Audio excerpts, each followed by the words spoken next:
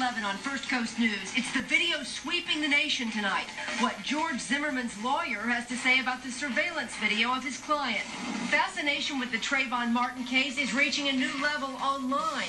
Why social media experts say the violent posts are especially disturbing. Lives spared. The explosive situation averted for Camden County school children. First Coast News at 11 starts right now. This is First Coast News at 11. First for you. All across the country today, you could not turn on a TV without seeing this. Surveillance video showing George Zimmerman on the night he killed Trayvon Martin.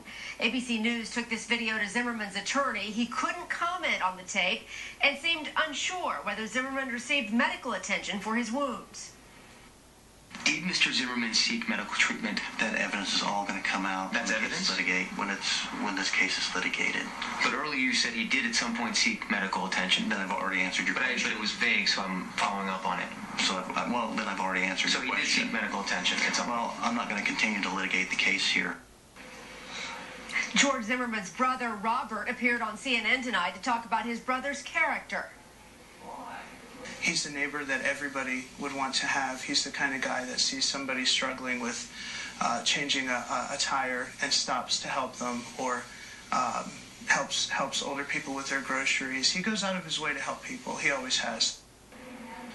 No warrants have been issued for George Zimmerman's arrest. Now, some are calling for something far more serious than an arrest. In fact, there's even a Twitter account now called Kill Zimmerman, as well as numerous hashtags encouraging his death.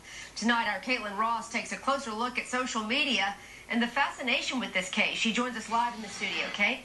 Donna, over the past month, the names George Zimmerman and Trayvon Martin have been Facebooked, tweeted, and repeated more times than we can count. But at what point does all that coverage become destructive? People from all walks of life are tuning into the story and posting to their Facebook accounts, posting to their Twitter accounts, and it's keeping people engaged in a way that's new for this era and this type of story. Trayvon Martin's shooting has been the top story not only on traditional newscasts. For Zimmerman's legal defense, The attorney for Trayvon Martin's family, Zimmerman, should face charges. But in people's personal space for the past month. Updates on Twitter and Facebook dedicated to the teen and his death have dominated social media websites. There's a way to engage it that just hasn't been there 5 years ago, wasn't there 5 years ago. But some people have taken that personal engagement too far. In the past week, a Twitter account dedicated to killing George Zimmerman has tweeted more than 100 times, and a Facebook page calls for his beheading. The violent thread that's out there appeals to a very narrow range of people who probably would be looking for something else to be violent about. Both the accounts seem to have limited amount of support in the online community. Mentally unstable people are going to find things to apply their instability to and become violent about, but most people are not going to find comfort in that. The majority of the tweets about the Kill Zimmerman account have actually been asking Twitter to remove or suspend it, though 4 days later it remains an active page.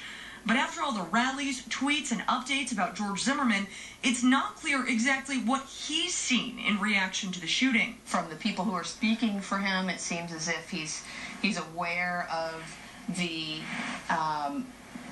the wave of furor about this case and the outrage towards him, the disgust towards his behavior. While Zimmerman has remained in hiding since February 26th, he's now a household name across the country. What is local has been redefined because our friends are no longer just our neighbors and people who live in a 2-mile radius. They're people who live across the globe. A spokesperson for Twitter says they're currently looking into suspending that Kill Zimmerman account, but as of right now, that account is still active. Reporting live, Caitlin Ross, First Coast News. Director Spike Lee is apologizing to an elderly Florida couple for retweeting their address. Lee believed it was actually George Zimmerman's address, but it was actually the Sanford home of David and Elaine McCallan. The couple said they were forced to leave their home after receiving numerous threats after Lee's post. They live about 4 miles from the neighborhood where 17-year-old Trayvon Martin was killed. Tributes continue to pop up all over the internet in Trayvon Martin's honor. R&B group The Rude Boys and rapper Trick Daddy have come together with the Martin family to release an official song in the teenager's honor. It's called Believe in Love.